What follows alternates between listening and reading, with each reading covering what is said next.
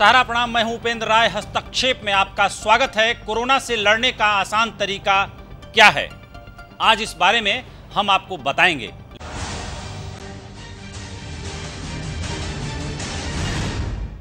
Corona महामारी की तेज रफ्तार के बीच अस्पतालों में बेड का संकट है। मरीजों को एडमिशन नहीं मिल रहा है और अगर मुश्किल से किसी हॉस्पिटल में जगह मिल भी गई तो इसके खर्चे उठाना आम आदमी के वश की बात नहीं। ऐसे में आज हम देश के जाने माने स्वास्थ्य विशेषज्ञों के साथ बताने जा रहे हैं एक आसान और कारगर तरीका, जिसकी बदौलत हम बड़ी संख्या में लोगों की जान बचा सकते हैं और सामने आई मौत को मात दे सकते हैं।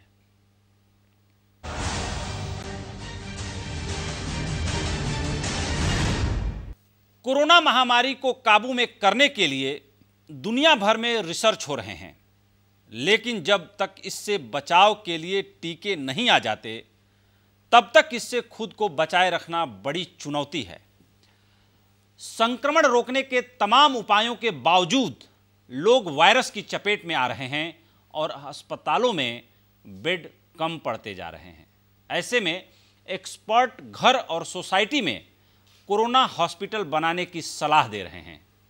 देखिए कैसे छोटे छोटे उपायों के सहयोग से, या यूं कह लें कि छोटी छोटी उपायों को करने से बड़े पैमाने पर लोगों का जीवन बचाया जा सकता है। कोरोना का कहर थमने का नाम नहीं ले रहा। संक्रमण की रफ्तार हर दिन बढ़ रही है। ये मरीजों की जान भी ले रहा है। शरीर में घुसते ही ये ऑक्सीजन सप्लाई की चेन को कमजोर कर देता है। कोविड-19 में मरीजों का ऑक्सीजन लेवल कम हो जाता है। यूजुअली सिम्टम्स आते हैं 5वें दिन में, अचानक 7वें, 8वें, 9वें दिन में उनका ऑक्सीजन लेवल कम हो जाता है और अगर आप मेजर नहीं करोगे तो पता नहीं लगेगा कि आपका ऑक्सीजन लेवल कितना है। ये ऑक्सीमीटर होता है, इससे आपको फिंगर पे लगा के पता लग जाता है आपका ऑक्सीजन लेवल कितना है। कई बार क्या होता है कि कुछ लोगों को सडनली लेवल जो है वो 50, 60, 70 हो जाता है और ये लोग साइलेंट हाइपोक्सिया कहलाते हैं और समय पे ऑक्सीजन ना मिले तो they can be brought dead. Corona चलते फिरते इंसान को चंद मिनटों में बेजान बना देता है। शारीरिक रूप से फिट आदमी भी अस्पताल पहुंचने के कुछ ही घंटों के अंदर दम तोड़ सकता है। एक्सपर्ट इसे वॉकिंग डेड कहते हैं। कोविड के पेशेंट्स को अचानक ऑक्सीजन कम हो जाए और उनका ऑक्सीजन लेवल 50-60 हो जाए, लेकिन वो बात कर रहे हैं, वो कॉन्शियस हैं, अस्पताल में पहुंच रहे हैं तो कहते हैं मैं बिल्कुल ठीक हूं, सिर्फ बुखार है, ऑक्सीजन चेक किया तो 50 है। इसे वॉकिंग डेड बोलते हैं। वॉकिंग डेड का मतलब वो वॉक कर रहे हैं, बात कर रहे हैं, कॉन्शियस हैं, लेकिन ऑक्सीजन लेवल इतना कम है कि उनकी मृत्यु होने वाली है। कोरोना के मरीज में ऑक्सीजन लेवल अचानक कम होने से खतरा बढ़ जाता है। जरूरत है इस खतरे को पहचानने की। इसलिए अब एक्सपर्ट घर में ही कोरोना फैसिलिटी क्रिएट करने का सुझाव दे रहे हैं। आपका घर है तो एक कमरे को आप कोविड फैसिलिटी क्रिएट कर सकते हो। कमरे में एक ऑक्सीजन मॉनिटर रखिए, एक ऑक्सीजन कंसंट्रेटर रखिए और एक एयर प्यूरिफायर रखिए जो कि 12 एक्सचेंजेस पर आवर करे। आपकी कोविड फैसिलिटी तैयार। अगर इमरजेंसी हो जाती है और ऑक्सीजन लो हो जाता है तो कम से कम आपको 1-2 दिन एक्स्ट्रा मिल जाते हैं बेड क्रिएट करने के लिए। जिस तरह से कोरोना के केस बढ़ रहे हैं और अस्पतालों में बेड नहीं मिल रहे हैं, वैसे में लोगों की जान बचाने के लिए सोसाइटी और अपार्टमेंट के अंदर कोरोना हॉस्पिटल बनाए जाने की जरूरत है। हर RWA एक अपार्टमेंट क्रिएट करे। अपार्टमेंट के अंदर में आप एक ऑक्सीजन कंसंट्रेटर रख दो, एक एयर प्यूरिफायर रख दो विद 12 एक्सचेंजेस पर आवर, एक ऑक्सीमीटर रख दो और उस कॉलोनी के सारे कोरोना पेशेंट जो पॉजिटिव पेशेंट्स हैं उनको बोलो अपार्टमेंट में शिफ्ट हो जाओ, आपस में रहें, वो मिक्स होके रह सकते हैं, वो एक दूसरे की हेल्प करें, खाना अपने आप में खाना बनाएं, खाना खाएं और अगर वो अपना दिन में 3 बार ऑक्सीमीटर चेक करते हैं और ऑक्सीजन लेवल अगर कम हो गया तो उनके पास में ऑक्सीमीटर, ऑक्सीजन कंसंट्रेटर अवेलेबल है। कोरोना महामारी के खिलाफ जारी देशव्यापी जंग में हर देशवासी एक सिपाही है। हमें जागरूकता और एहतियात से इस लड़ाई को जीतना है। सरकारी स्तर पर सभी जरूरी कदम उठाए जा रहे हैं, लेकिन इसमें हर देशवासी की भागीदारी से कई और लोगों की जान बच सकती है। ब्यूरो रिपोर्ट, सहारा समय।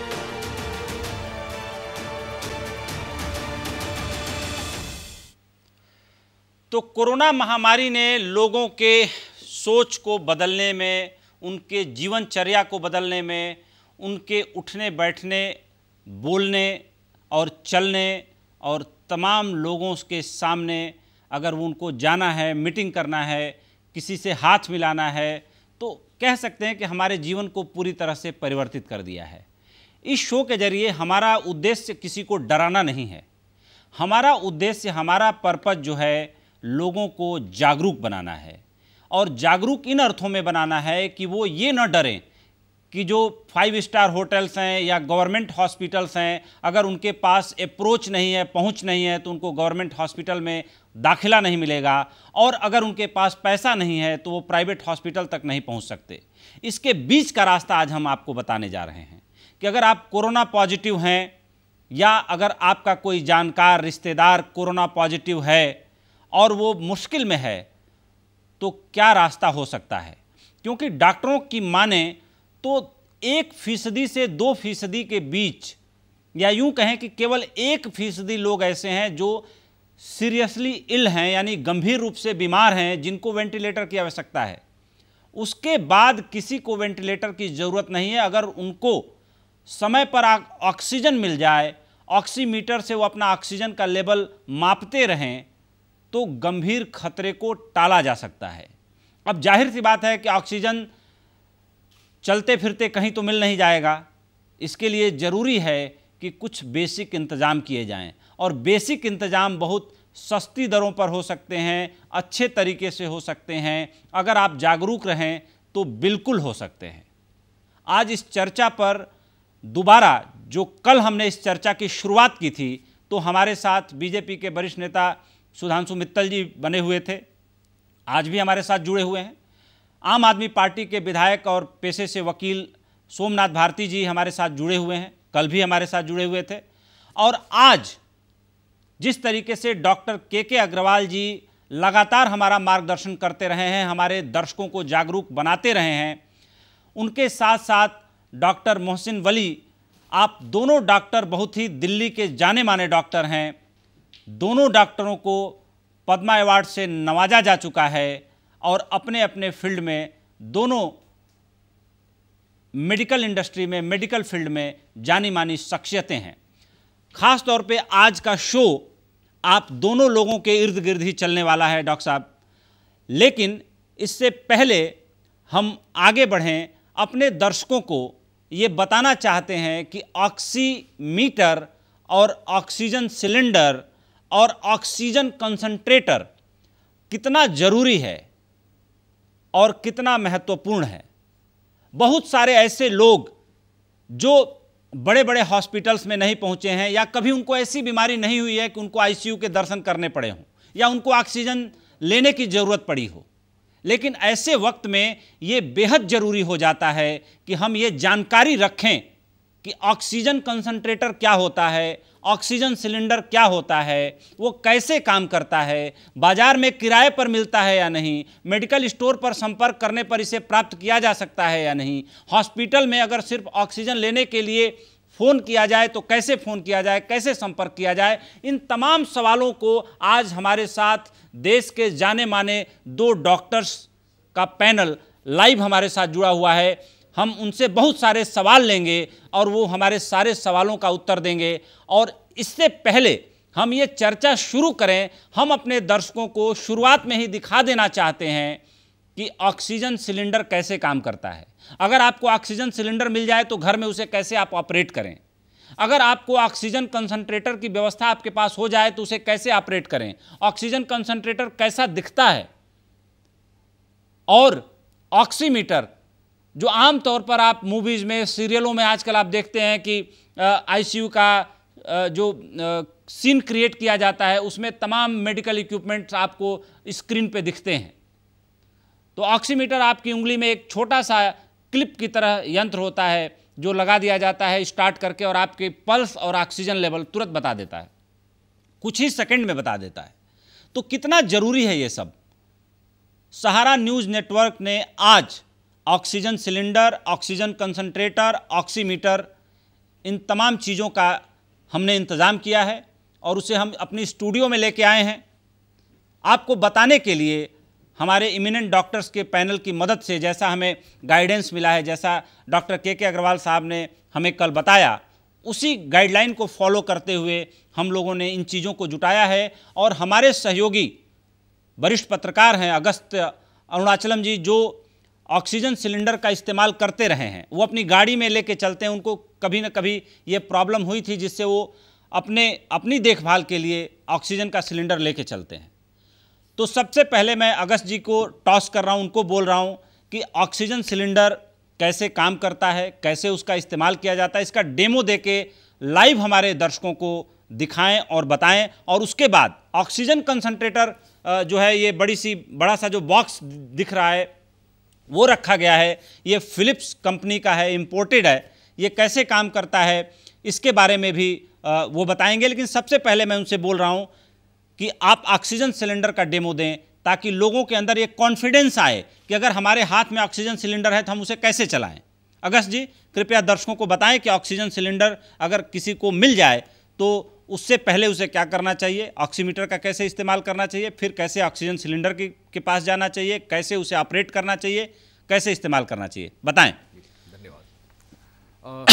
जैसा अब तक ये पता चल चुका है कि कोरोना से जो परेशानी होती है, शरीर से ऑक्सीजन कम हो जाता है और इस लेवल पर पहुंच जाता है कि इंसान जान गंवा देता है।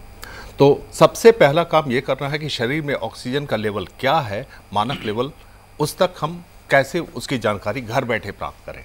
उसके लिए अस्पताल जाने की ज़रूरत नहीं है।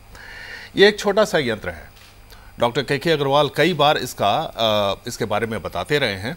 इसे ऑक्सीमीटर कहते हैं। इसमें इस बटन के ज़रिए इसको हम स्टार्ट कर सकते हैं। इस प्रकार ये स्टार्ट हो गया। अब इसे उंगली पर लगाने की आवश्यकता है। उंगली पर इस तरह से लग गया और कुछ ही सेकंड में ये आप देख सकते हैं, मुश्किल से 5 सेकंड के भीतर इसमें मेरा सारा बही खाता आ गया। मेरे शरीर में कितना ऑक्सीजन है, पल्स रेट क्या है, जरा इसको दिखाएं जूम करके कि ऑक्सीजन जो है लेवल क्या है, इनकी पल्स रेट क्या है। 97% ऑक्सीजन लेवल है, काफी अच्छा है जी। 92% से नीचे अगर ऑक्सीजन लेवल आता है तब हमें इन यंत्रों की जरूरत पड़ती है। सबसे पहले मैं इसके बारे में बता रहा हूं, यह है oxygen cylinder. Oxygen cylinder oxygen लेने के लिए कई बीमारियों में ही नहीं, अलग अलग जगहों पे, अगर आप हाई एल्टीट्यूड में ट्रैकिंग पर जा रहे हैं वहां भी आप इसे पीठ पर लाद लें, नाक में लगा लें और अपना ट्रैकिंग करते रहें। सवाल यह है कि यह काम कैसे करता है। ये इसका मुख्य सिरा है। मैं इसे सामने लाऊंगा, मैं चाहूंगा इसे जूम इन करके दिखाएं। ये नॉब है, जिस नॉब को खोलने के बाद ऑक्सीजन का फ्लो शुरू होता है। इसको थोड़ा सा खोल दिया। ये जो मीटर आप देख रहे हैं, इसके अंदर ऑक्सीजन कितना पड़ा हुआ है, इस मीटर के जरिए पता चलता है। इस्तेमाल करने के लिए सबसे पहले इसकी जो नेजल पाइप है, इसे हम इसमें लगाते हैं। नेजल पाइप में आप देखेंगे 2 सिरे हैं। इन 2 सिरों को नाक में लगाना है। नाक में लगाने का तरीका यह है कि इसके लूप को सबसे पहले सिर पर, कानों के ऊपर से लगाएं, फिर इसे नाक पर ले जाएं, फिर इस लूप को पीछे से टाइट कर लें।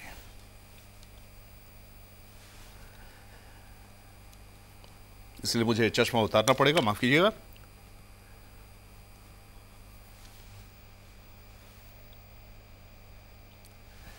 ये मेरा सिस्टम तैयार हो गया। अब मुझे ऑक्सीजन लेना है तो क्या करना है। हमने ऑक्सीजन का फ्लो शुरू कर दिया है। ये मीटर है जिसके जरिए हम ऑक्सीजन का फ्लो नाक में डालते हैं। ये सबसे पहले 0 पर रहता है, 0 से आगे बढ़ेंगे तो 1 आएगा, 1.5 आएगा, 2 आएगा, 2.5 आएगा, 3 आएगा, 4 आएगा और अब आगे बढ़ाने के साथ ऑक्सीजन मेरे शरीर में जाना नाक के जरिए शुरू हो चुका है। मैं इसे तेज कर रहा हूं, आपको हो सकता है आवाज भी सुनाई दे, ऑक्सीजन फ्लो होने की आवाज सुनाई दे सकती है। इतना तेज फ्लो रखने की आवश्यकता नहीं है, क्योंकि उसमें ऑक्सीजन बर्बादी होती है, ऑक्सीजन बेकार जाता है। बेकार उतना ही ऑक्सीजन लीजिए जितना आवश्यकता है, और लेना तभी है जब 92% से कम जा रहा है आपके शरीर में ऑक्सीजन लेवल।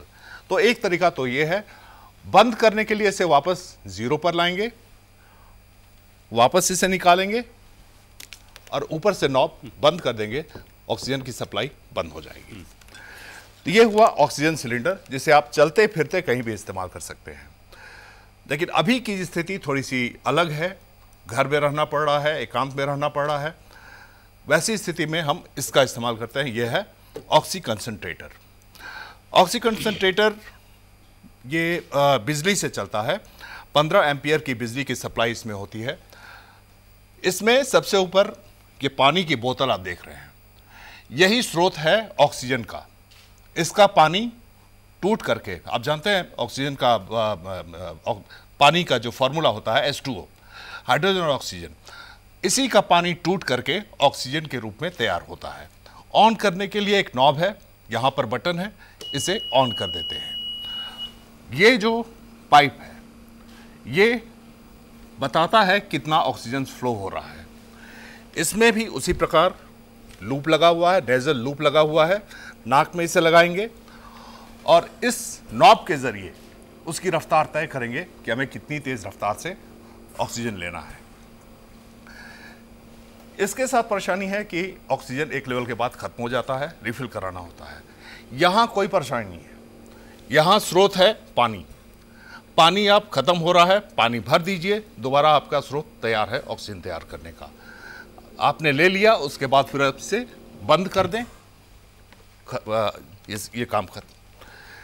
तो आपने देखा कि कितना आसान तरीका है ऑक्सीजन कंसंट्रेटर और ऑक्सीजन सिलेंडर के जरिए ऑक्सीजन लेना।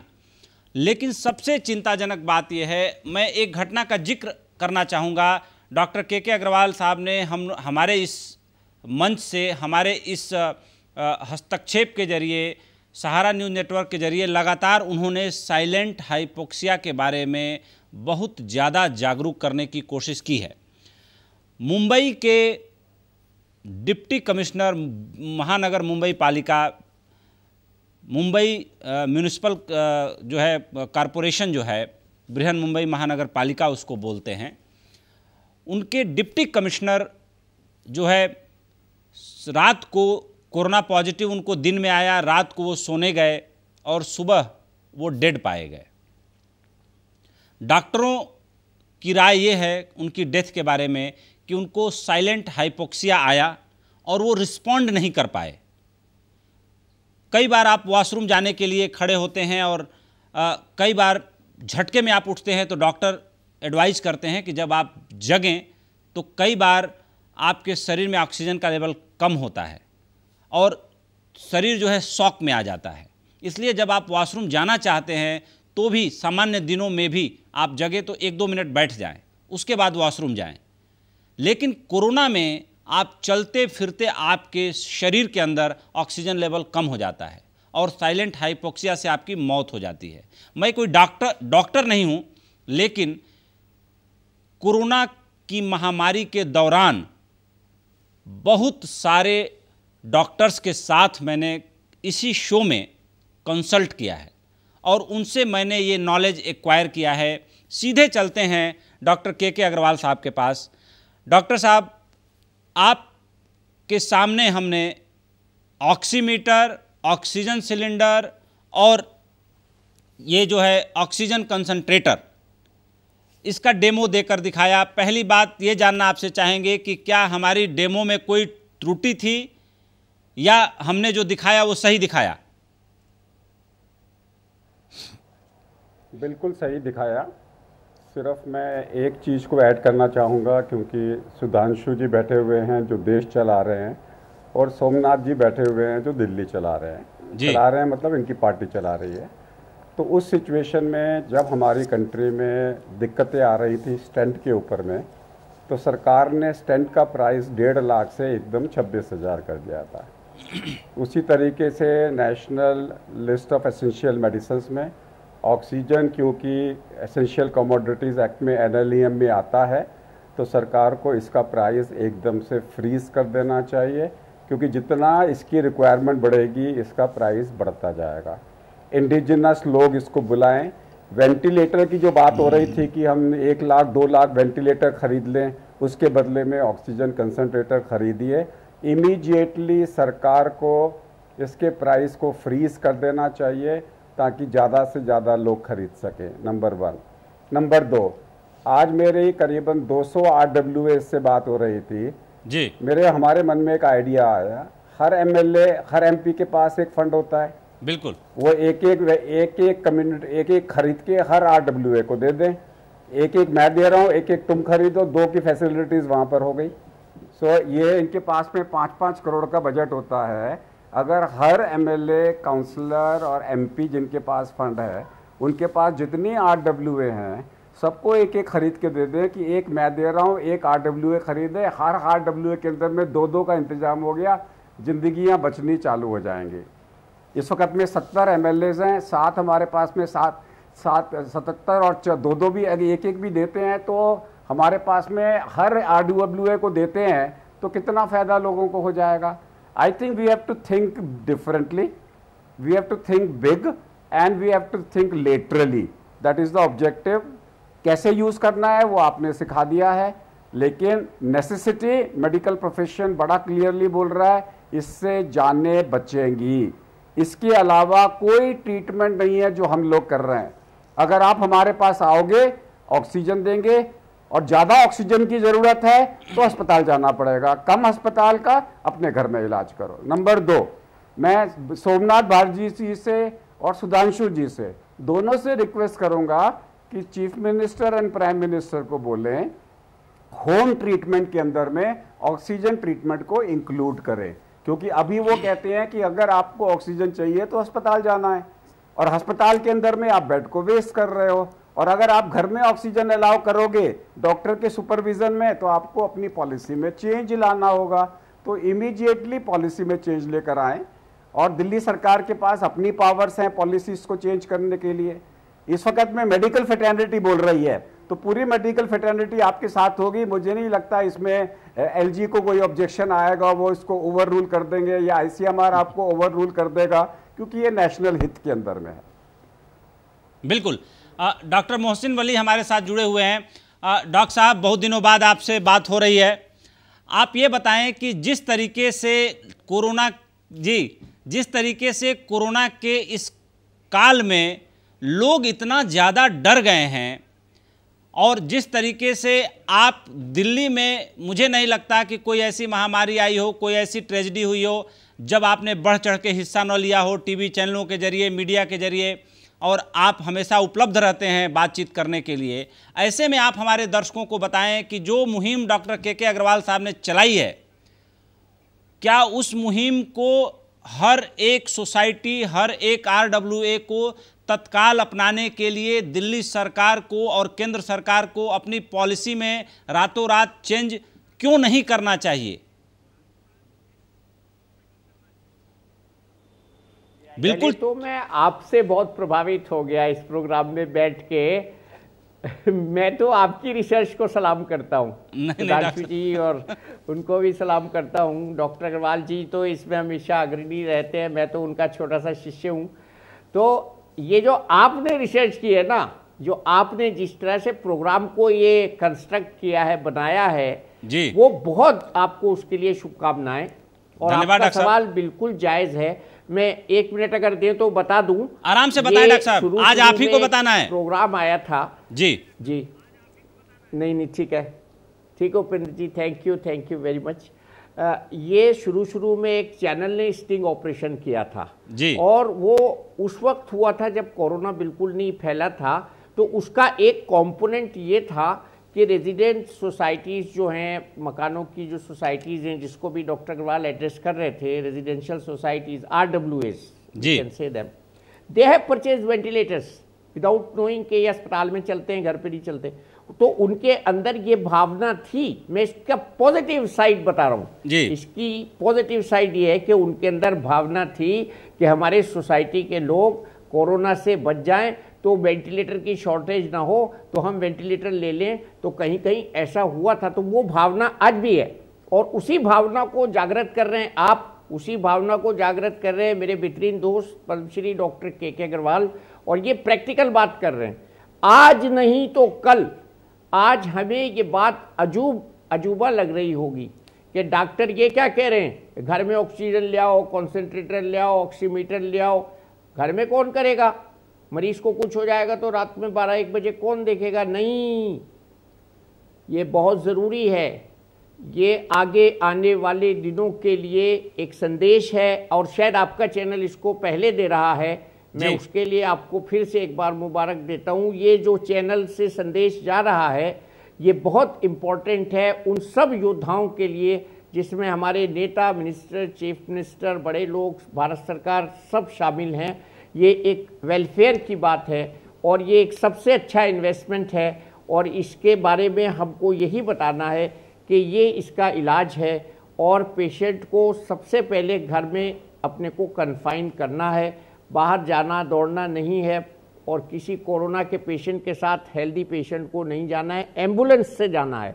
अगर आपको बाहर जाने की ज़रूरत भी पड़े तो सबसे पहले आप अपने हेल्दी फैमिली मेम्बर को मत ले जाइए, आप एम्बुलेंस को कॉल कीजिए। और मुझे इस बात पे प्रसन्नता है बताते हुए कि दिल्ली में जो एम्बुलेंस सर्विसेज काम कर रही हैं वो बहुत ही प्रॉम्प्ट हैं, बहुत ही एफिशिएंट हैं और मेरे कई मरीज़ों ने फेसबुक पे भी मेरी एक पेशेंट ने लिखा है कि उसको जब रात के 3 बजे एम्बुलेंस की ज़रूरत पड़ी तो उसके घर एम्बुलेंस तुरंत आ गई। वहाँ कोई फेलियर नहीं है, किसी को कोई शिकायत नहीं है, कोई उसमें सियासत नहीं है। तो एम्बुलेंस में जाएं अगर जाना पड़े। बात आप जो कर रहे थे वो ये कर रहे थे कि हम किस तरह से डेडिकेटेड कोविड सर्विसेज अपने विसिनिटी में, अपने घर में, अपनी सोसाइटी में, अपनी RWA में। और एक मैं और मिसाल दे के आपको बताऊंगा। मेरे लोग आए, उन्होंने कहा कि डॉक्टर साहब हमारे मकान है 12 कमरे का, वो खाली पड़ा है, क्या हम उसको कोविड फैसिलिटी में डेवलप कर सकते हैं? मैंने कहा ये तो इस समय का सबसे बड़ा परोपकार है। आप थोड़े अमीर आदमी हैं, आप 12 कमरों के लिए 12 सिलेंडर या कॉन्सेंट्रेटर खरीद लीजिए, 12 ऑक्सीमीटर खरीद लीजिए, एक डेडिकेटेड ट्रेंड आदमी रख लीजिए, एक कुक रख लीजिए, आपका कोविड मिनी फैसिलिटी हॉस्पिटल तैयार। सो ये शायद हमको आगे आने वाले चंद महीनों में, दिनों में, हफ्तों में शायद करना पड़े। इसके लिए आज हम जो डिस्कस कर रहे हैं ये बहुत सही समय है और ये करना पड़ेगा। इसके लिए हमें तैयार रहना पड़ेगा और साथ साथ ये भी जानना होगा कि हमें घबराना नहीं है, डरना नहीं है, कोरोना को हराना है और हमें वो पूरी सावधानियां रखनी हैं, अपनी इम्यूनिटी को बराबर रखना है। सावधानियों की जब हम बात करते हैं तो वही सोशल डिस्टेंसिंग, मास्क और पाबंदी से हाथ धोना, ये सब करना है। तो आपको मैं फिर से एक बार कॉन्ग्रेचुलेट करता हूँ, आपने इस डिस्कशन को इनिशिएट किया और हमारे मोहतरम जो लीडर्स हैं हम उनको सुनने के लिए आपके साथ बैठे हैं, उनके विचार जानेंगे, उनको शायद कुछ इंस्पिरेशन हुआ हो डॉक्टर साहब। नहीं, बिल्कुल बिल्कुल डॉक्टर साहब, बहुत अच्छा हम इस तरह की बात चल जाती है। बिल्कुल, अभी चर्चा जारी रहेगी डॉक्टर साहब, आप सभी हमारे साथ जुड़े हुए हैं। हम सोमनाथ भारती जी से, सुधांशु जी से इस पर विस्तृत चर्चा करने वाले हैं, लेकिन उससे पहले दिल्ली के मुख्यमंत्री अरविंद केजरीवाल ने क्या कहा कि एलजी के फैसले को लागू किया जाएगा, ये समय सहमति असहमति का नहीं है। तो जाहिर सी बात है कि अगर एलजी कुछ कहें, मुख्यमंत्री कुछ कहें, इस बारे में अगर अरविंद केजरीवाल जी ये कहते हैं कि भाई सहमति असहमति का नहीं है, एक स्वर से आगे बढ़ने का समय है। और कुल मिलाकर के दिल्ली में कोरोना से मौत कम से कम हो, देश में कोरोना से मौत कम से कम हो, तो सबका लक्ष्य यही है। सुनते हैं केजरीवाल साहब क्या बोल रहे हैं, उसके बाद सीधे लौटेंगे सुधांशु जी और सोमनाथ भारती जी के पास। इसमें सबसे पहले तो अपने को ये करना है कि अपने आप को, हमें सबको कोरोना से बचाना है। इसे अब जन आंदोलन बनाना है। 3 बातों को, हमें मास्क पहन के घर से निकलना है,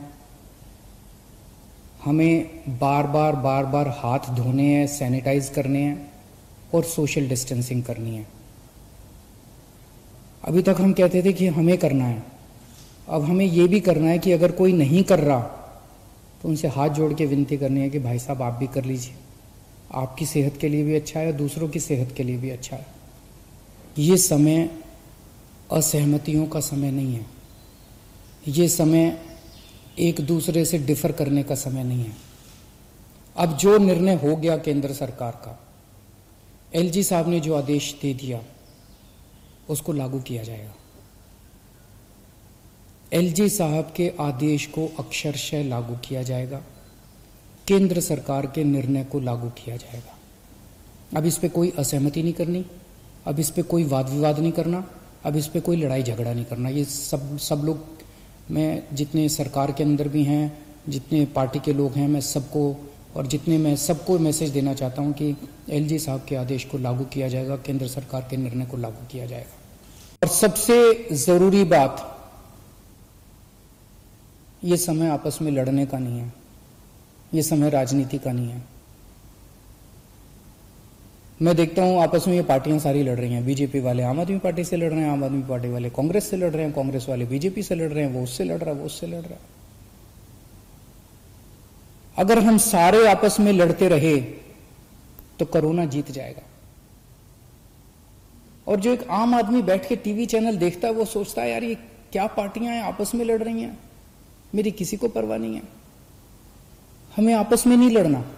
मैं पड़ोसी राज्यों से भी, वहां की सरकारों से भी निवेदन करता हूं, अपील करता हूं कि वहां समुचित व्यवस्था करें अपने अपने बेड्स के लिए और मरीजों के लिए। कर भी रहे होंगे, मैं किसी को दोष नहीं निकालना चाहता, कर भी रहे होंगे ताकि कम से कम लोगों को दिल्ली आने की जरूरत पड़े। तो बहुत ही बुनियादी सवाल डॉक्टर मोहसिन वली और डॉक्टर के अग्रवाल साहब ने उठाया है, और वो बुनियादी सवाल ये है कि oxygen concentrator, oximeter, oxygen cylinder को सस्ती दरों पर उपलब्ध कराने की दिशा में सरकारी पहल हो। इसेंशियल कमोडिटी एक्ट में ऑक्सीजन की प्राइस को, उसके सिलेंडर के प्राइस को फ्रीज किया जाए।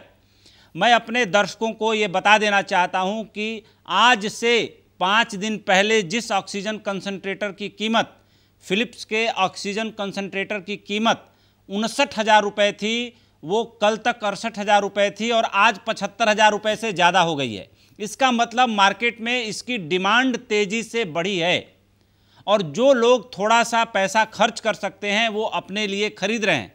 खरीदने में कोई बुराई नहीं है, सबको अपनी जीवन रक्षा का अधिकार है, ये फंडामेंटल राइट है सबका। कानून भी इस बात को मानता है कि जीवन रक्षा में अगर किसी ने गोली चलाई है तो उसे अंत में सज़ा नहीं होती है, उसकी जांच पड़ताल भले होती है। लेकिन अगर कुछ लोग इसे इकट्ठा करने लगे, अगर इसे कहीं एक जगह इसको पाइलअप करके इसको आगे मार्केट करने की दिशा में, इसको और ज़्यादा ओवर प्राइस करके बेचने की दिशा में, कालाबाजारी में ये कन्वर्ट हो जाए, जो अक्सर इस देश में हो जाता है। इस कारण ये जरूरी है कि दिल्ली सरकार ही नहीं, देश की तमाम राज्य सरकारें, केंद्र सरकारें इसका संज्ञान लें और संज्ञान लेकर के जिस तरीके से लोगों की प्राण रक्षा की दिशा में ये पहल की जा सकती है। और जो चुनौती हॉस्पिटल्स के सामने, सरकार के सामने है कि बेड कैसे जुटाए जाएं, कैसे लोगों को सस्ते दरों पर इलाज मुहैया कराई जाए, तो ऐसे में जो तमाम बिजनेस हेल्प ग्रुप हैं, जो तमाम मार्केट के एसोसिएशन हैं, जो कहीं खान मार्केट में आप दिवाली के टाइम में ढेर सारी लड़ियां देखते हैं, ढेर सारी जो है चांदनी चौक में दिवाली होली की पार्टियां होती हैं, ऐसे तमाम मार्केट एसोसिएशन, दुकानदारों का जो एसोसिएशन, जो तमाम पैसे इकट्ठे किए हुए हैं, ज़रूरत है कि इस समय उस पैसे से उसका सही सदुपयोग किया जाए और oxygen concentrator, oxygen cylinder, oximeter को ज़्यादा से ज़्यादा लोगों में या प्रभावित एरियाज़ में बांटा जाए। स्किल्ड हेल्थ वर्कर्स छोटी मोटी ट्रेनिंग दें इसके बारे में। इसके लिए जनप्रतिनिधियों को भी जागरूक होने की ज़रूरत है। इसके लिए जो है सेल्फ हेल्प ग्रुप्स हैं उनको जागरूक होने की ज़रूरत है, सिविल सोसाइटीज़ हैं उनको जागरूक होने की ज़रूरत है, और भी जो पढ़े लिखे लोग हैं उनको जागरूक करने की ज़रूरत है, क्योंकि उनके हाथों में एक सबसे बड़ी ताकत है, वो है उनका विजडम, उनका नॉलेज।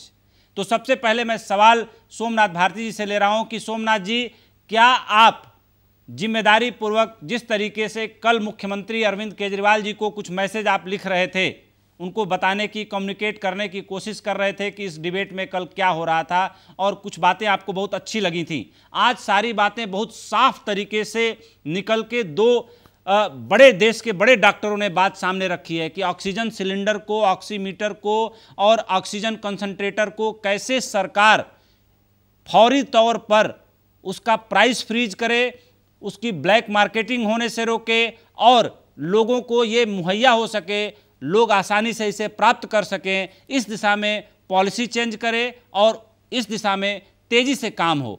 क्या आप हमारे इस शो में दर्शकों से जिम्मेदारी पूर्वक मुख्यमंत्री अरविंद केजरीवाल से इस बात को उठाने की दिशा में पहल करेंगे, प्रयास करेंगे? पहला मेरा आपसे सवाल भी है और अनुरोध भी है और अपील भी है, बताएं।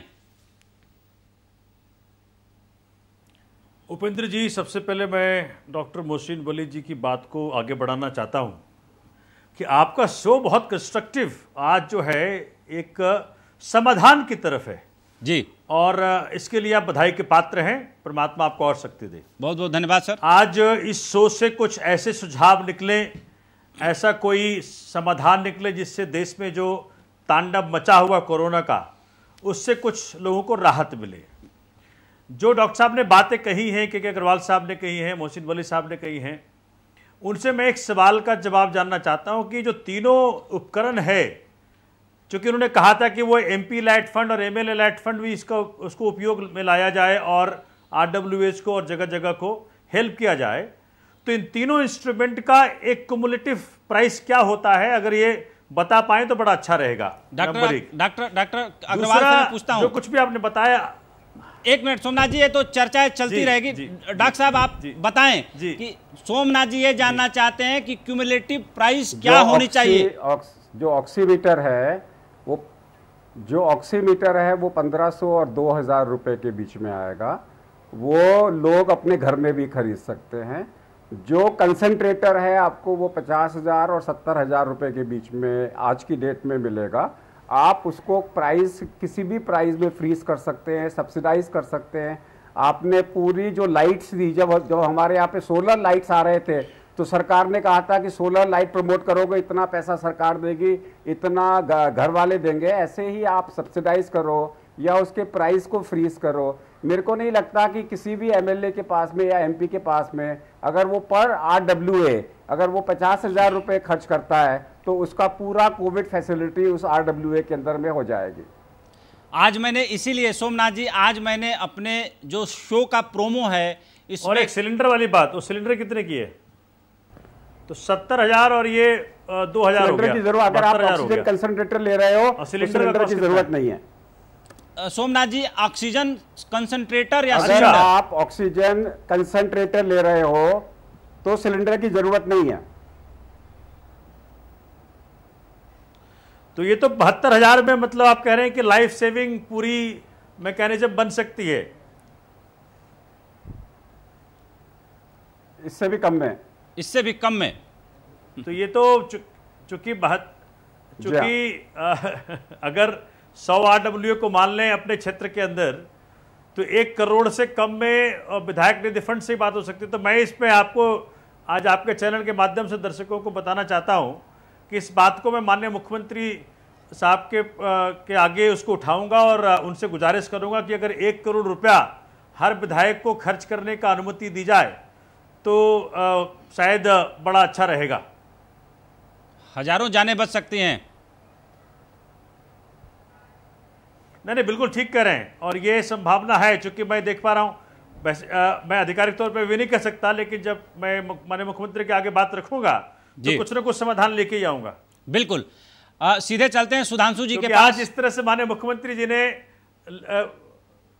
जो लंबी लाइन खींची है और जो कहा है, मैं बड़ा उससे माननीय सुधांशु जी को भी बोलना चाहूंगा कि आज माननीय मुख्यमंत्री जी ने जो कहा है कि भाई इसमें जीत हार की बात ये नहीं है, झगड़ा की बात ये नहीं है, साथ में काम करना है, कोरोना को हराना है, आपस में हम दूसरे को हराना नहीं है। ये बड़ी बात कह दी माननीय मुख्यमंत्री ने और इतनी बड़ी बात कह दी कि हम सब लोगों को उसका पालन करके इस वक्त कोरोना को हराने में रखना चाहिए। तो आपके चैनल के माध्यम से अग्रवाल साहब ने, डॉक्टर अग्रवाल ने, डॉक्टर वली ने इस तरह की बातें कही है, मुझे बहुत कुछ कंस्ट्रक्टिव होता नजर आ रहा है इसके लिए बधाई के पात्र हैं। मैं चाहूंगा कि सुधांशु जी भी इसमें अपनी बात रखें और इसको आगे बढ़ाएं। सुधांशु जी, मैं आपसे आज सवाल नहीं पूछ रहा हूं, एक अपील कर रहा हूं। क्या आप प्रधानमंत्री को, हेल्थ मिनिस्टर को, ICMR को, या जो कोविड के लिए एम्पावर्ड कमेटी है, सबको पत्र लिखकर या उनसे मुलाकात कर ये सुझाव देंगे कि देश के जब 2 most senior most doctors, eminent doctors, जिनको सरकार ने उनकी सेवाओं के लिए पद्मा अवार्ड भी दिया है, जो लाइव इस चैनल पर इस बात को कह रहे हैं कि ये सबसे कारगर तरीका है और इससे लोगों के अंदर जो आत्मविश्वास आएगा, जो सरकार नामक संस्था के प्रति जो भरोसा पैदा होगा, वो बड़ा कमाल का होगा। हम लोगों का जो नैतिक दायित्व है, एक मीडिया कर्मी होने के नाते हम उस दायित्व को पूरा कर रहे हैं। अब सरकार के सामने एक नया सुझाव आया, एक नई बात आई है, उसको सरकार तुरंत लागू करे, पॉलिसी में चेंज करे और oxygen concentrator, oxygen cylinder, oximeter, इन तमाम चीज़ों के प्रति कोई नई गाइडलाइन लेके आए, कोई नई घोषणा करे, जिससे कि कोरोना की लड़ाई को, कोरोना के खिलाफ जो लड़ाई है उसको और मजबूती दी जा सके। क्या आप आधिकारिक तौर पर आज हमारे चैनल के सामने घोषणा करेंगे कि भारतीय जनता पार्टी के वरिष्ठ नेता, भारतीय जनता पार्टी के एक योद्धा होने के नाते आप इस लड़ाई को आगे ले जाएंगे?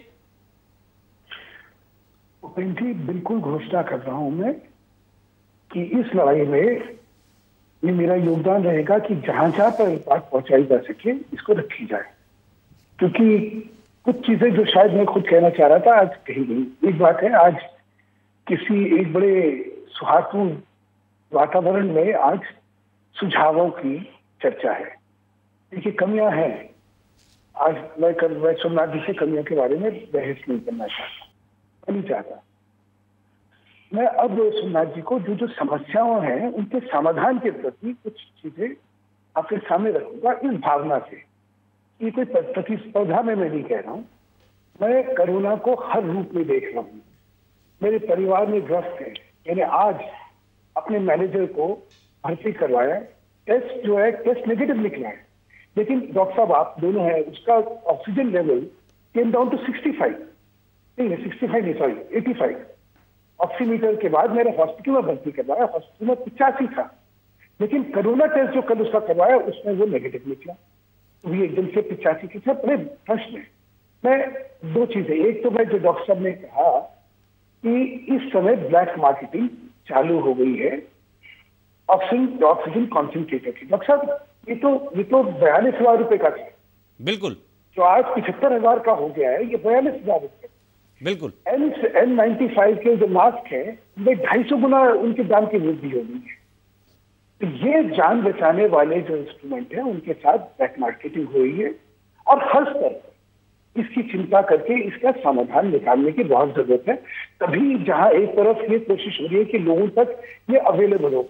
आज मैंने उसको जो करवाया भर्ती, नेगेटिव तो निकल गया, लेकिन वो ICU में अभी है, क्योंकि उसको यही कॉन्सेंट्रेटर के द्वारा उसको दी जा रही। आप सोचिए कितने खर्चे की बात है, क्योंकि एक 42,000 रुपए की चीज अगर पूरी गाइडेंस के अंदर में होगी तो वह मुझ पर काम चल जाता। बिल्कुल, वो एक चीज है। मैं अब दूसरी बात कहना चाहता हूँ, सोमनाथ जी आपका ध्यान चाहूंगा, कुछ मतलब ये कंस्ट्रक्टिव सजेशन के लिए कहना चाहता हूँ।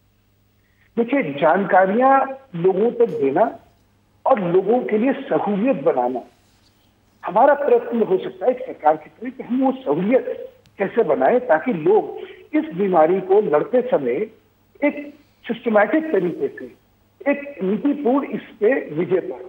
मेरा एक सुझाव है, जैसे हर जगह, चाहे डिस्ट्रिक्ट में, दिल्ली में 13 डिस्ट्रिक्ट है जितने भी है, हर डिस्ट्रिक्ट के किसी ऑफिसर को नोडल ऑफिसर बना दीजिए, ताकि जिसके कोरोना का संशय हो या जिसके कोरोना टेस्ट में वो पॉजिटिव निकला, उसको वो अफसर जो है जितने भी दिल्ली में जहां बेड है वहां पे अगर कहीं भर्ती करने की जरूरत पड़ती है तो वो उसकी व्यवस्था कर दे।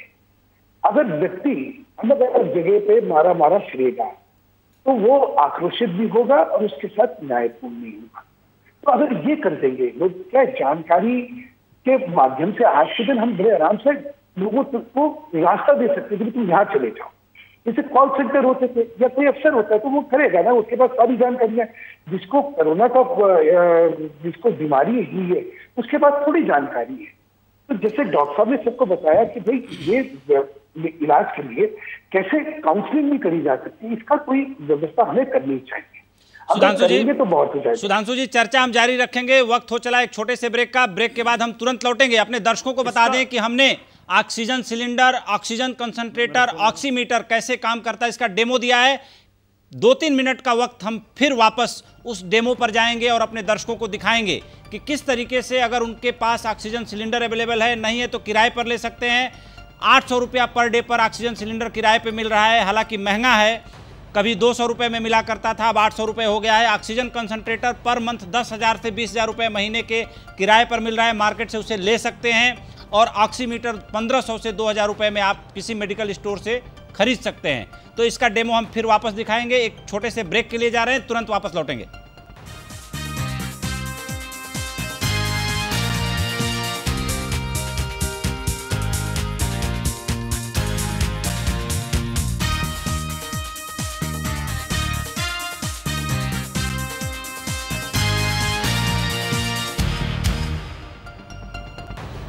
ब्रेक के बाद आप सभी का स्वागत है।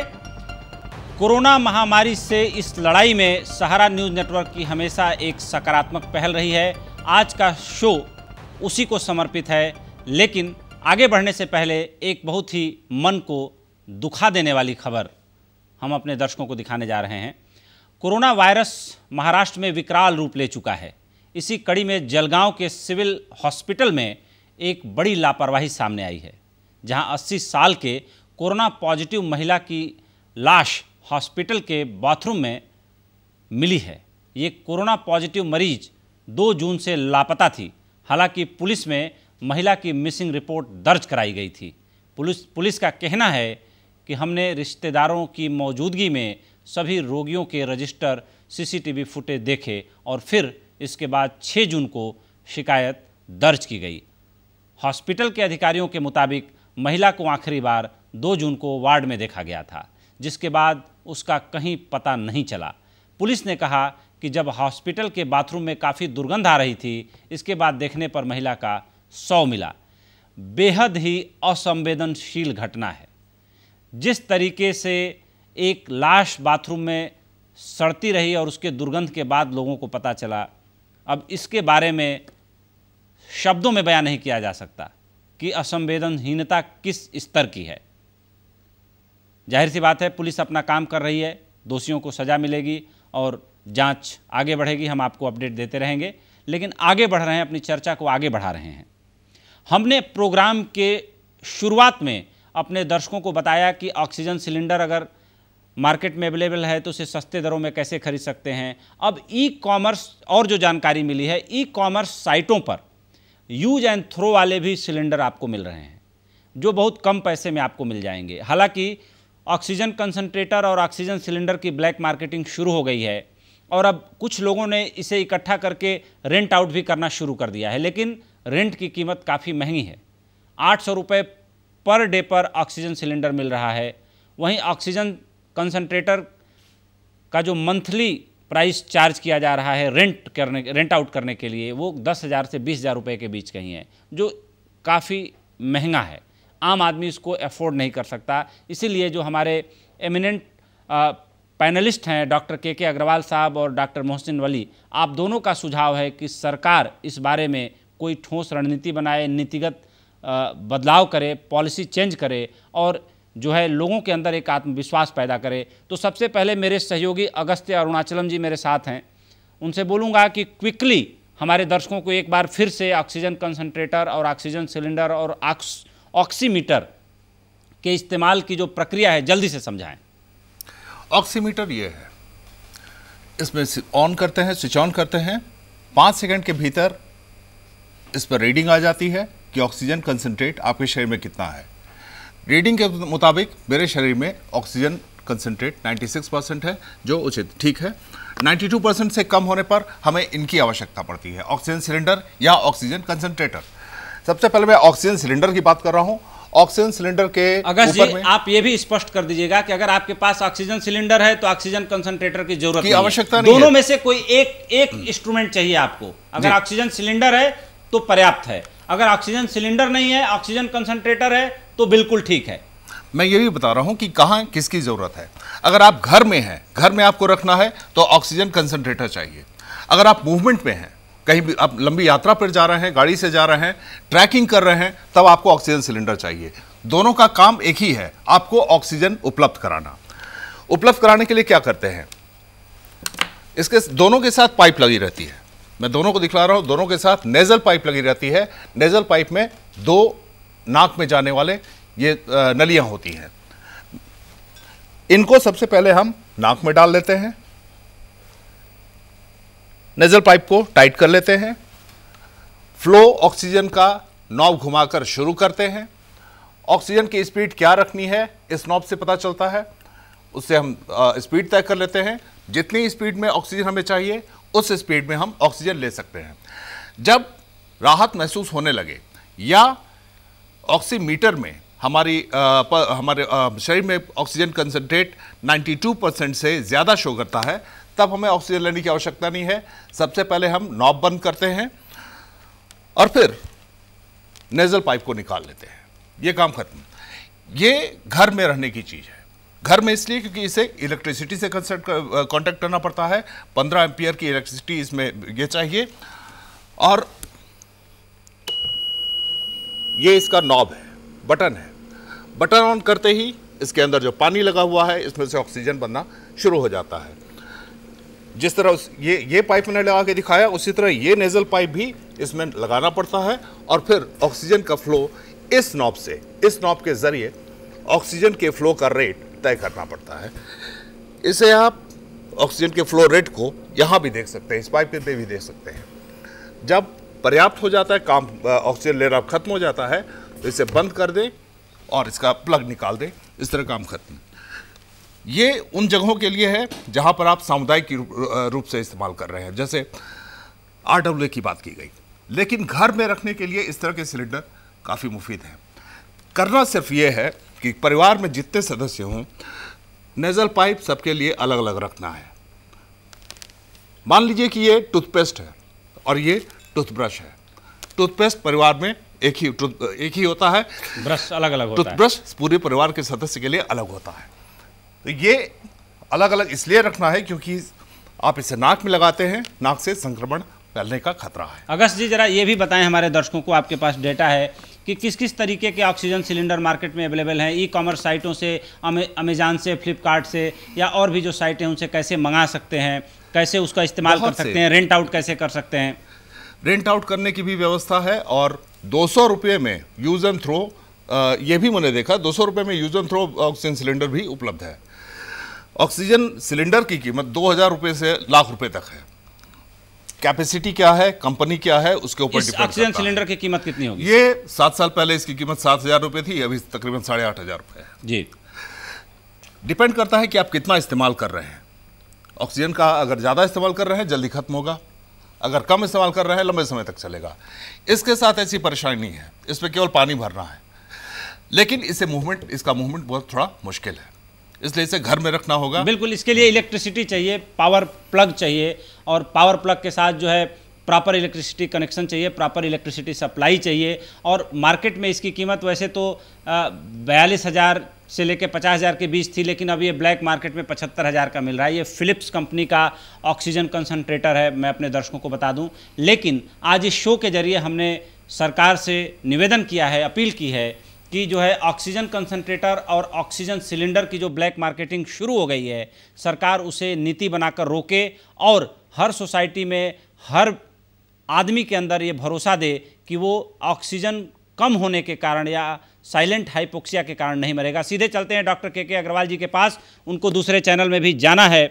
डॉक्टर साहब, जिस तरीके से बात हो रही है कि दिल्ली में 31 जुलाई तक 5 लाख से ज़्यादा मरीज होंगे और हमारा आपका अनुमान है, जो आपने कल हमें शो में बताया था, कि ऑलरेडी करीब करीब दिल्ली में 20 लाख के आसपास एसिम्प्टोमेटिक और सिम्प्टोमेटिक काइंड ऑफ पेशेंट हो चुके हैं, जिसका अंदाज़ा किसी को नहीं है। जब ये बीमारी विकराल रूप धारण करेगी तो आप ये बताएं कि सरकार को ये तैयारी कितनी जल्दी कर लेनी चाहिए, हमारे पास टाइम कितना बचा है हाथ में, क्योंकि सरकार की बड़ी आलोचना होती रही कि मजदूरों को पहले भेज देना चाहिए था, ये कर लेना चाहिए था। सुझाव छोटे ही पैमाने पर सही, अच्छे सुझाव भी आते हैं, समय रहते आते हैं, लेकिन कई बार उन पर अमल नहीं किया जाता है। तो आज इस चैनल के जरिए, इस प्लेटफॉर्म के जरिए, सहारा न्यूज़ नेटवर्क के जरिए, देश के 2 एमिनेंट डॉक्टरों के जरिए ये अपील की जा रही है कि भाई ये समय रहते सुझाव दिया जा रहा है। डॉक्टर साहब, इसके बारे में आपकी प्रतिक्रिया मैं अपने दर्शकों से शेयर करना चाहता हूं, बताएं please.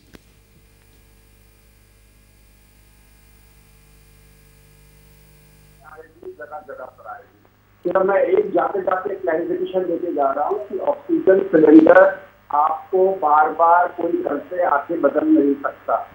It is always better to have a oxygen concentrator जहाँ पे आप खुद की ऑक्सीजन बना सको, क्योंकि oxygen cylinder is only good when you are in a transport में एम्बुलेंस में बैठ जाओ और एम्बुलेंस में बैठने के बाद में जब तक नहीं उठो जब तक आपको बेड नहीं मिल जाता।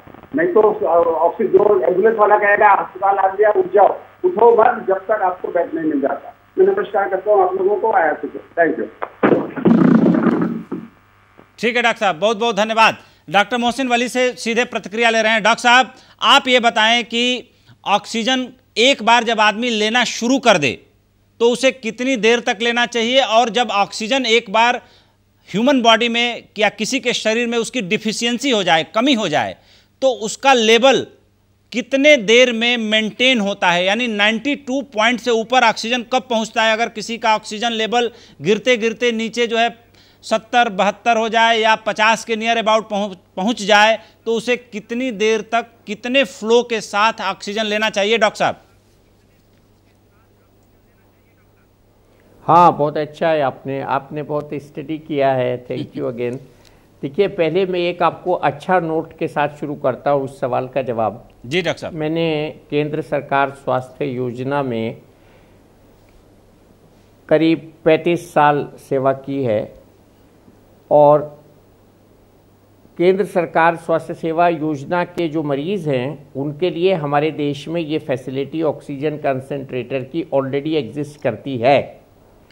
सरकार उनको देती है। वो केंद्र सरकार के मरीज़ अगर उत्तर प्रदेश में हैं, मध्य प्रदेश में हैं, छोटे शहरों में हैं, अगर वो केंद्र सरकार के मरीज़ हैं तो उनको अगर ज़रूरत है तो ये ऑक्सीजन कंसंट्रेटर का देने का प्रावधान हमारे यहाँ मौजूद है, और इसके लिए डॉक्टर से सर्टिफिकेट लेके दिया जाता है, और वो ऑक्सीजन कंसंट्रेटर गवर्नमेंट उनको पहले से दे रही है।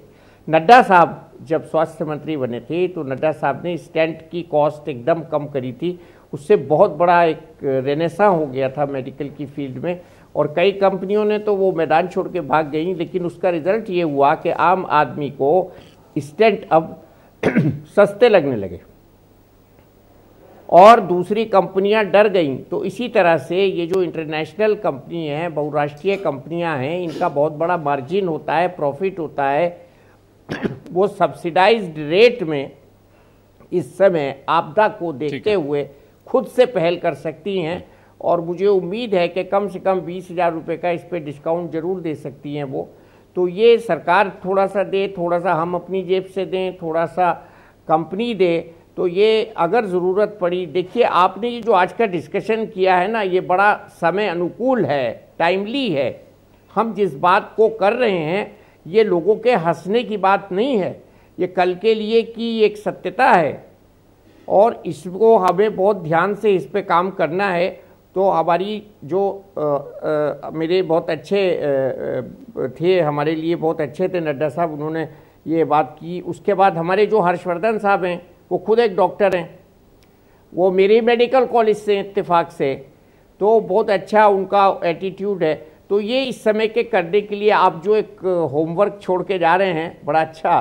तो ये ऑक्सीजन जब हम लगाते हैं, आपके प्रश्न का उत्तर ये है कि लगाते ही मरीज़ को अगर ज़्यादा सीवियर निमोनिया या लंग डैमेज नहीं है तो 2 से 2.5 मिनट के अंदर उसका ऑक्सीजन लेवल इम्प्रूव कर जाता है। फिर हम क्या करते हैं, मेंटेनेंस के लिए उसको हम आधी तादाद में ऑक्सीजन देते हैं। जैसे हमने शुरू में 2 से 2.5 लीटर दी ऑक्सीजन, और पेशेंट की होशबंदी बढ़ गई, अलर्टनेस बढ़ गई, उसकी जो सुस्ती थी वो बढ़ गई, और वो एक्टिव हो गया, उसको लगा मेरी जान में जान आ गई, तो हम उसको 1 लीटर पे भी रख सकते हैं। ये ज़रूरी नहीं है कि हम सैचुरेशन 98 ही रखें, 96, 94 तक भी रख सकते हैं, ठीक है। अच्छा, बीच बीच में ऑक्सीजन को थोड़ी थोड़ी देर के लिए बंद भी करना चाहिए, क्योंकि ब्रेन को फिर हाई ऑक्सीजन की आदत पड़ जाती है और ब्रेन का जो सिस्टम है जो कार्बन डाइऑक्साइड से चलता है, ये अजीब बात है, तो वो सो जाता है। तो उसको जागृत रखने के लिए इंटरप्टेड ऑक्सीजन सप्लाई रिकमेंड की जाती है। तो ये भी एक पॉइंट घर में जो लोग लगा रहे हैं ऑक्सीजन, उनके लिए बड़ा इंपॉर्टेंट है, बिल्कुल, सीखने के लिए। बिल्कुल। और दूसरा, ऐसे पेशेंट को अगर हम बिठा के नर्स करें, बिठाकर प्रॉप्ड अप पोजीशन कहते हैं उसको, तो उसकी ऑक्सीजन 2-3% वैसे ही बढ़ जाती है, कभी कभी 5% बढ़ जाती है। तो इसमें जो लंग्स में कंजेशन है, डॉक्टर उसके लिए एंटीबायोटिक देंगे, डॉक्टर उसके लिए कभी कभी पेशाब लाने की दवाई भी दे सकते हैं, कभी कभी बहुत रेयरली स्टीरॉइड्स भी देते हैं। तो वो सब मिला जुला जो असर है दवा का, उससे और ऑक्सीजन से 3 से 4 दिन में मरीज स्वस्थ हो सकता है।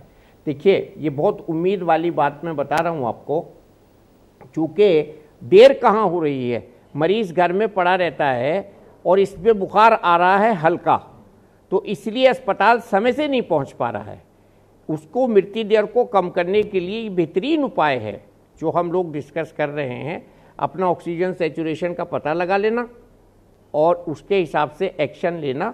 ये बहुत अच्छी बात है, बहुत सामयिक बात है और बहुत पॉजिटिव नोट है, और इसमें किसी को इख्तलाफ भी नहीं होना चाहिए। और उन कंपनियों को खुद आगे आना चाहिए जो हमारे देश में ऑक्सीजन कंसंट्रेटर्स बना रही हैं। मैं गया था एक एग्जीबिशन में, गुजरात की एक कंपनी हमारे मेड इन इंडिया कार्यक्रम के अंतर्गत ये बना रही है। तो जो इंटरनेशनल ये कंपनियां, इनके प्राइसेस थोड़ा हाई होते हैं, ये ब्रांड नेम होता है। तो हमारी जो गुजरात वगैरह में कंपनियां बना रही हैं और भी कई कंपनियां बना रही हैं, तो उनको अपने प्राइसेस सब्सिडाइज कर देने चाहिए, क्योंकि सेल्स बहुत ज्यादा होगी, बिल्कुल, तो प्रॉफिट कम कर दो। एक कंपनी इक्विनॉक्स है जो इंडियन कंपनी है, मेड इन इंडिया है, मैं अपने दर्शकों को बता दूं, वो भी ऑक्सीजन कंसंट्रेटर बना रही है और उसके भी ऑक्सीजन कंसंट्रेटर काफ़ी पसंद किए जा रहे हैं। लेकिन जाहिर सी बात है कि अब ब्लैक मार्केटिंग शुरू हो गई है, तो पता नहीं उसकी कीमत कितनी होगी। सोमनाथ जी हमारे साथ हैं, सोमनाथ जी से मैं रिएक्शन ले रहा हूं। जी सोमनाथ जी बताएं प्लीज। पहली बात, चूंकि आज माननीय सुधांशु जी ने एक बात कही थी जी कि दिल्ली सरकार के तरफ से अगर कोई नंबर जारी हो जाए डिस्ट्रिक्ट लेवल पे तो बड़ा अच्छा रहेगा। तो उनकी जानकारी मुझे बड़ा चिंता भी हो रही, चूंकि अगर इतने बड़े नेता भाजपा के उनको जानकारी नहीं है तो बड़ा चिंता का विषय है। उसका कारण ये भी हो सकता है कि बार बार हमें आलोचना का कारण बनना पड़ता है कि भाई आप एडवर्टीजमेंट देते हो। मैं दिखाना चाहता हूं कि ये दिल्ली सरकार ने, अगर ये देख सके यहाँ पे, जी दिख रहा है, दिल्ली सरकार ने हर डिस्ट्रिक्ट में 3-3 व्यक्तियों को ये डॉक्यूमेंट है, ड्यूटी दे रखी 8-8 घंटे की। जैसे मेरे डिस्ट्रिक्ट जो साउथ डिस्ट्रिक्ट है उसमें मॉर्निंग में है 7 बजे से लेकर 3 बजे शाम तक डॉक्टर अनुजा वासुदेवा, 3 बजे से लेकर 10 बजे रात तक हैं डॉक्टर अंजला चौधरी, और 10 बजे से लेकर 7 बजे सवेरे तक हैं डॉक्टर सौरभ नागपुरकर। इस तरह से हर डिस्ट्रिक्ट में है। तो 24 घंटे एक व्यक्ति डिस्ट्रिक्ट में उपलब्ध है, जिसे हम कह रहे हैं डिस्ट्रिक्ट सर्वेलेंस ऑफिसर। इसकी जानकारियां हमने अखबारों के माध्यम से दिया, उसके वो अलग बात है कि आलोचना का हमें बनना पड़ा, लेकिन ये लॉकडाउन के पहले दिन से है ये। दूसरी बात मैं डॉक्टर साहब जानना चाहता हूं कि डॉक्टर साहब, ये अभी मेरे क्षेत्र के अंदर एक सीनियर व्यक्ति का देहांत हो गया, पूरा परिवार कोविड पॉजिटिव था। अब हुआ क्या कि भाई उनका संस्कार कौन करेगा? तो कोई रिलेटिव या कोई फ्रेंड हो सकता है ना आगे आना चाहें, तो फिर मैंने वो दायित्व लिया और मैं गया LNJP और वहां से बॉडी लेकर के मैं फिर वो निगम बोध घाट में जाकर संस्कार किया हिंदू रिचुअल्स के हिसाब से। मैं जानना चाहता हूं कि क्या इतना खतरनाक है? अगर कोई कोविड पॉजिटिव पूरा परिवार ही हो गया तो क्या हमारे जो दिवंगत आत्मा है जिनका देहांत हो गया, क्या उनका संस्कार के लिए कोई आगे नहीं आएगा?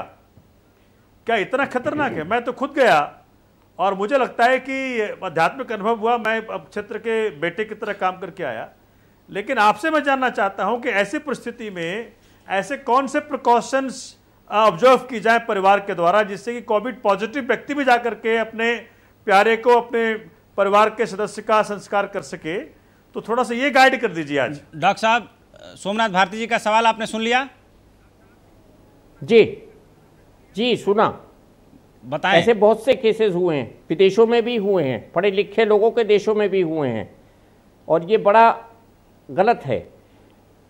सरकार के अस्पताल में या प्राइवेट अस्पताल में बहुत सस्ती एक दवा होती है हाइपोक्लोराइड, ब्लीच कहते हैं, बिलोचन गांव में कहते हैं उसको, बिलोचन। जी जी, ब्लीचिंग पाउडर या सोडियम हाइपोक्लोराइड, टेक्निकली करेक्ट नाम। जी जी, तो उसको यूज़ किया जाता है, पॉलीथीन की थैली में रख के शव को उसको सील कर दिया जाता है, और संक्रमण मरने के बाद होने का कोई चांस नहीं है अगर आपने ग्लव पहन लिए और आप सैनिटाइज तरीके से उसको ले आए, आपने उसका संस्कार किया, मास्क लगा के किया, तो वो बॉडी जो है ये खतरनाक नहीं है। लोगों को एड्स का जैसे भय हो गया था, लोग छूते नहीं थे किसी को, इसी तरह से इसका भय हो गया है, ऐसा बिल्कुल नहीं है। संक्रमण जिद्दा व्यक्ति की सांस से होता है, संक्रमण मरे हुए व्यक्ति का थूक या बलगम लगने से, आंसू लगने से हो सकता है,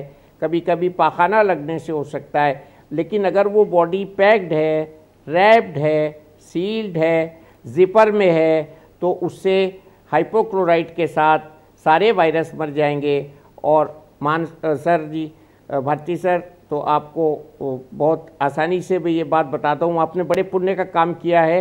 उनके घर वालों को सोचना चाहिए, ये हम में से ही था और कभी हमारे साथ भी ऐसा हो सकता है। अगर हमारे साथ ऐसा नौबत आ जाए तो हमको कैसा लगेगा, हमारी आत्मा को वो तो आना चाह रहे थे, इसलिए वो तो आना चाह रहे थे, लेकिन कह रहे थे कि नियम के अनुसार उनका आना संभव नहीं है। अच्छा, क्योंकि वो ठीक है, इसमें संक्रमण का खतरा अगर पैक बॉडी है, सैनिटाइज नहीं आएगा, नहीं होगा। बिल्कुल, कुल मिला के बात यह है कि इससे कोई इन्फेक्शन नहीं फैलेगा। जो उसको मैं और सरल भाषा में कह दूं कि जिस हॉस्पिटल में हम जाते हैं और जो सुगंध से हमारा पहले सामना होता है वही है सोडियम हाइपोक्लोराइट यानी ब्लीचिंग पाउडर की सुगंध कह लीजिए या दुर्गंध कह लीजिए, जो कह लीजिए उसको, उससे हम सभी परिचित हैं। और जब उससे डिसइंफेक्ट, जी एक बात और मैं कह रहा हूं कि जो माननीय हमारे सुधांशु जी है उनसे गुजारिश कर लूं, चूंकि निगम बोध घाट म्युनिसिपैलिटी के अंदर आता है, तो कंस्ट्रक्टिव स्टेशन है, वहां जो सीएनजी का स्टेशन है उसमें 6 स्टेशन हैं, लेकिन उसमें 3 ही चल रहा है, तो वहां बहुत मारामारी है। और निगम बोध घाट का जो मैं सीन देख के आया उससे बहुत मुझे आहत हुआ, तो हाथ जोड़ के विनती करता हूं कि वहां जो 6 स्टेशन है वो चलवा दें, तो बड़ा अच्छा रहेगा, सुधांशु जी को लोगों को सुविधा मिल जाएगी। सुधांशु जी को कहीं और जाना था, सोमनाथ जी निकल चुके हैं, समय की सीमा भी पूरी हो चुकी है, 9 बजे हमें इसको कंक्लूड करना होता है, हम 11 मिनट आगे बढ़ चुके हैं। तो आज आप सभी लोग हस्तक्षेप में आए, दिल की गहराइयों से आपका धन्यवाद करता हूं, और बहुत ही कंस्ट्रक्टिव और सुझावात्मक चर्चा आज हमने की हस्तक्षेप में, और जाहिर सी बात है कि इससे हमारे दर्शकों को जरूर फ़ायदा मिलेगा, जरूर जानकारी मिली होगी। तो हस्तक्षेप में हमें दीजिए इजाज़त, लेकिन सहारा न्यूज़ नेटवर्क की मुहिम है कि हमें मायूस नहीं होना, नाउम्मीद नहीं होना है, हमें जो है आगे बढ़ते रहना है। उससे पहले हम प्रोग्राम के आखिर में अपना एक नज़रिया पेश करते हैं, और चूँकि समय की सीमा इतनी हो गई तो 1 मिनट हम अपने प्रोग्राम को और आगे बढ़ा रहे हैं। आगे बढ़ते हैं। प्रधानमंत्री नरेंद्र मोदी ने आत्मनिर्भर भारत अभियान का जो बीड़ा उठाया है उसके पीछे गहन मंथन और तैयारी है, और पीएम बिना समय गंवाए इस अभियान में जुट चुके हैं। आज उन्होंने वीडियो कॉन्फ्रेंसिंग के जरिए केदारनाथ धाम में चल रहे कार्यों की जानकारी ली। पीएम ने ड्रोन के माध्यम से चल रहे विभिन्न विकास कार्यों का जायजा भी लिया, जिसमें केदारनाथ मंदिर परिसर, आदिगुरु शंकराचार्य की समाधि, सरस्वती घाट, आस्था पथ, भैरव मंदिर के रास्ते में बना पुल, केदारनाथ में बन रही गुफाएं, मंदाकिनी नदी पर बन रहा पुल, मंदाकिनी और सरस्वती के संगम पर बन रहे घाट शामिल हैं। ड्रोन के जरिए उन्होंने सभी विकास कार्यों को देखा। इस दौरान पीएम ने कहा कि रामबाड़ा से केदारनाथ तक कई छोटे छोटे पैच हैं जिन्हें केदारनाथ की ऐतिहासिकता से जोड़ा जाना चाहिए, ताकि जो श्रद्धालु यहाँ आए थे वे केदारनाथ के ऐतिहासिक और पौराणिक महत्व को समझ सकें। इस इलाके में आध्यात्म से संबंधित भी कई कार्य किए जा सकते हैं, इस ओर ध्यान दिया जाना चाहिए। गुफाओं को लेकर उन्होंने कहा कि जो गुफाएं बन रही हैं उन्हें सुनियोजित तरीके से विकसित किया जाए ताकि उनका स्वरूप आकर्षक हो। प्रधानमंत्री ने कहा कि भगवान बद्रीनाथ धाम के लिए भी डेवलपमेंट प्लान बनाया जाए जो अगले 100 साल तक की परिकल्पना के हिसाब से बने। इस दौरान मौजूद उत्तराखंड के मुख्यमंत्री त्रिवेंद्र सिंह रावत ने पीएम से अनुरोध किया कि केदारनाथ के विभिन्न निर्माण कार्यों के लिए राज्य को करीब 200 करोड़ रुपए की जरूरत पड़ेगी। अभी सीमित संख्या में केदारनाथ और बद्रीनाथ के दर्शन की अनुमति दी गई है। मास्क और सामाजिक दूरी के साथ एक दिन में अधिकतम 800 लोग ही दर्शन कर सकते हैं। राज्य के मुख्य सचिव ने प्रधानमंत्री मोदी को विस्तार से निर्माण कार्यों की जानकारी दी। उन्होंने बताया कि आदिगुरु शंकराचार्य की समाधि के पुनर्निर्माण का काम 31 दिसंबर तक पूरा हो जाएगा। सरस्वती घाट का कार्य 30 जून तक पूरा हो जाएगा। केदारनाथ में अध्यात्म की दृष्टि से 3 गुफाएं बनाई जा रही हैं, जिनका निर्माण कार्य सितंबर 2020 तक पूरा हो जाएगा। केदारनाथ में ओपन म्यूजियम बनाने की योजना भी बनाई जा रही है। प्रधानमंत्री ने कहा कि राज्य को हर संभव मदद दी जाएगी। एक तरफ अयोध्या में राम मंदिर निर्माण और दूसरी तरफ केदारनाथ बद्रीनाथ को नया स्वरूप देने की तैयारी। जाहिर है कि धार्मिक और पर्यटन दोनों लिहाज से ये चीज़ें महत्वपूर्ण हैं। इससे पूरे विश्व का आकर्षण भारत की ओर बढ़ाने में भारत सरकार को काफ़ी मदद मिलेगी। तो आज के हस्तक्षेप में हमें दीजिए इजाज़त। कल हम फिर हाजिर होंगे हस्तक्षेप के नए एडिशन के साथ। शुभ रात्रि, धन्यवाद, सहारा प्रणाम।